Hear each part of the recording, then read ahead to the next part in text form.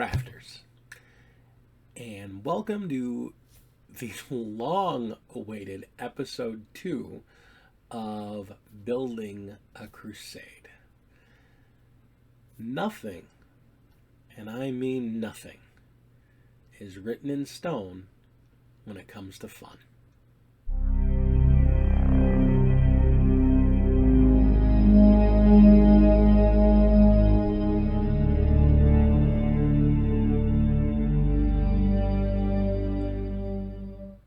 So, building up them walls. Yeah, I did that. I built a lot of walls. I painted a lot of walls. And I know we talked about that a bit in my first episode where it's like, I was passionate my walls, going to do my walls. I still am. Don't get me wrong. But part of what I was excited about in ninth was doing something new. And this is why nothing in fun should be written in stone. I ended up deciding on a paint scheme for the Iron Hands, and there's a lore behind it, but I'm not focusing on them. They're a kind of a side, really slow build, low pressure project to do as I put units together for them. And I wasn't building because of the new hotness. I'm building them because I finally had a really solid lore idea for a custom chapter.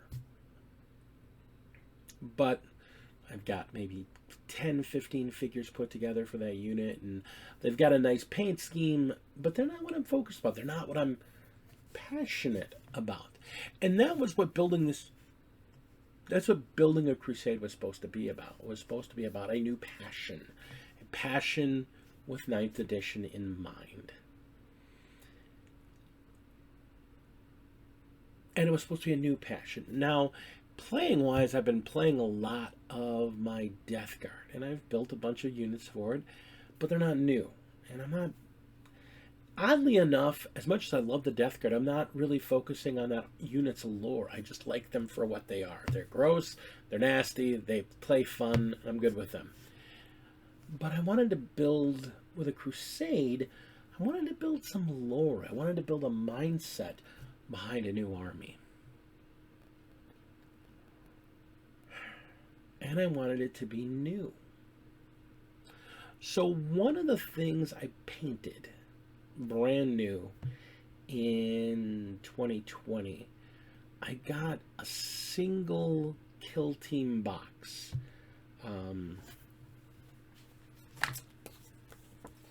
The Advanced Team Star Pulse box.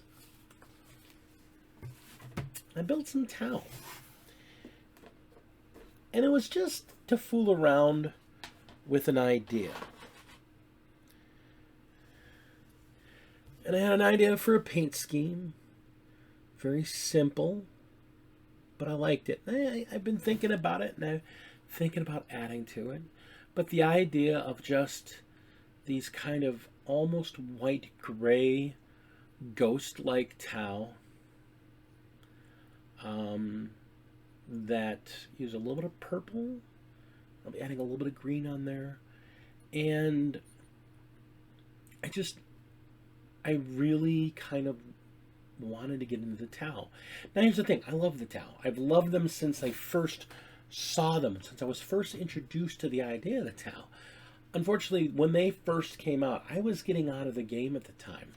So I'm like, oh, these could draw me back in. But I had kids at the time, young kids. Couldn't have it around them, and I just needed to step away from 40K for a few years. So I kind of let it go. But in the back of my mind, the whole idea of these good guys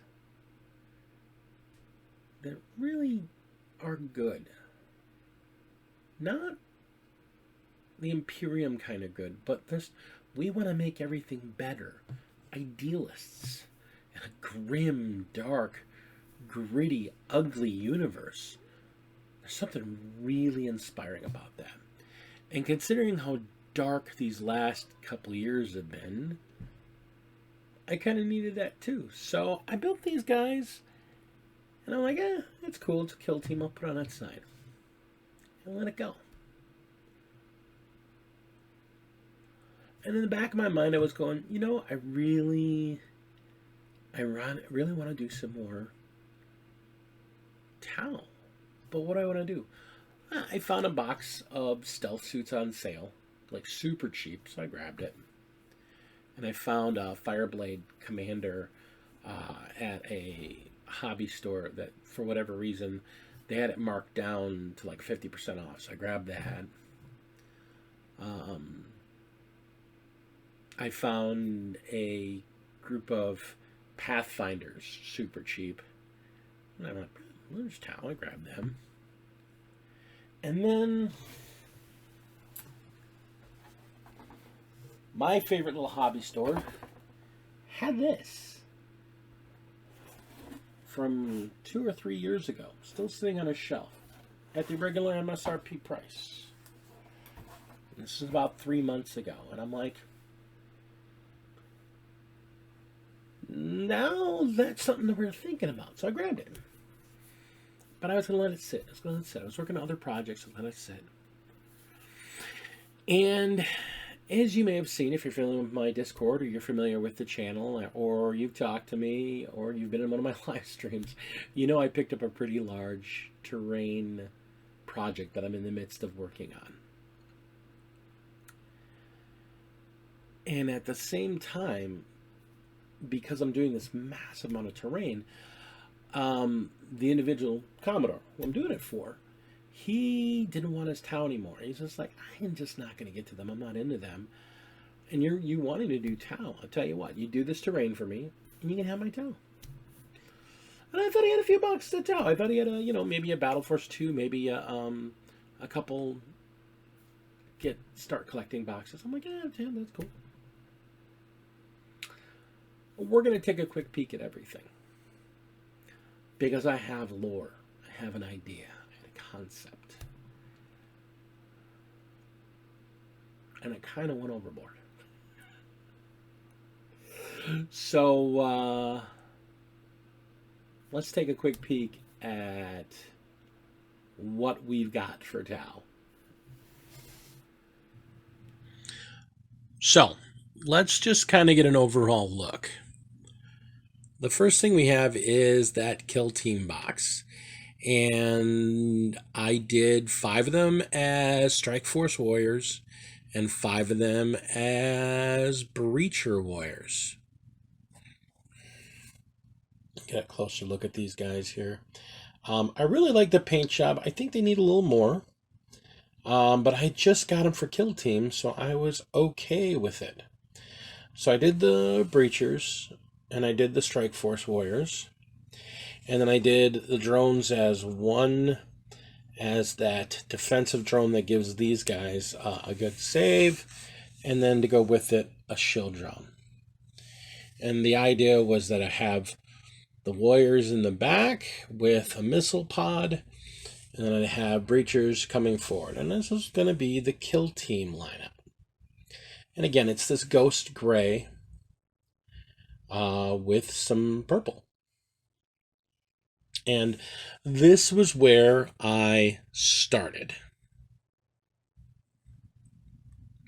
And then, like I said, after buying a couple of other boxes and a couple pieces, again, mainly thinking for Kill Team, I got an opportunity to get this well out of stock, well out of print, for $150 or so. That's a lot of figures, so I kind of couldn't say no. And I'm like, well, maybe I will actually do a Tau army. And then the Commodore happened. Pathfinders, Strike Force, Breachers, drones, a whole lot of Crisis suits, a couple of Riptides, some transports, a bunch of stealth suits. It's a massive force. I mean, this is basically a box of drones, unbuilt and unconfigured. So, we're pretty set. I mean, there's a few things I still want. I want to get a couple of hammerheads. I'd like to get a third Riptide and actually magnetize that one so I can swap between, so I can at least put 2 matching Riptides down. And I probably want to get a couple more broadsides because I only have 2, and each one of them is locked into either being a missile suit or a rail rifle suit. But it's an army. It's a lot of army. That Tupperware box is a set of 10 Kroot soaking to be stripped. And as you can see, I've got them all stripped and repainted already, at least with their primer coat. And in a later episode, I think we'll talk about my paint scheme. You can see it started here, though, where it's just, you take the white primer and you get it with Null oil. So, and we'll talk about that later. But yeah, thanks, Commodore. You've given me a new passion. So as always, Big D can't do anything small.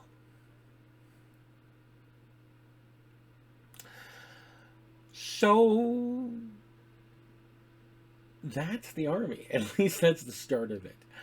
I think with the next episode, we're going to talk about the lore I've got behind this, because it's kind of interesting. I'm trying to stick with compliant lore so it makes sense, and I'm using historical pieces from the game to explain. But yeah, I mean, hey, I've got a couple of figures. I've got a battle force. That's a lot of Tau. So I think the big thing that I'm excited about it. I'm super excited about it. And I know they're not the best in combat right now. They're basically getting shot off the table, beaten off the table. They're not holding up real well. And that sucks. But eventually they'll get their book. Drukhari weren't doing very well at the end of 8th, and since their book came out, they are beasts. I'm seeing them doing nasty things. So I have hope. And even if not, I like the lore, I like the look, and these guys are mine. These are my Tau, and I'll enjoy them. And that's that. So, that being said, I'm Big D, and this is Building a Crusade.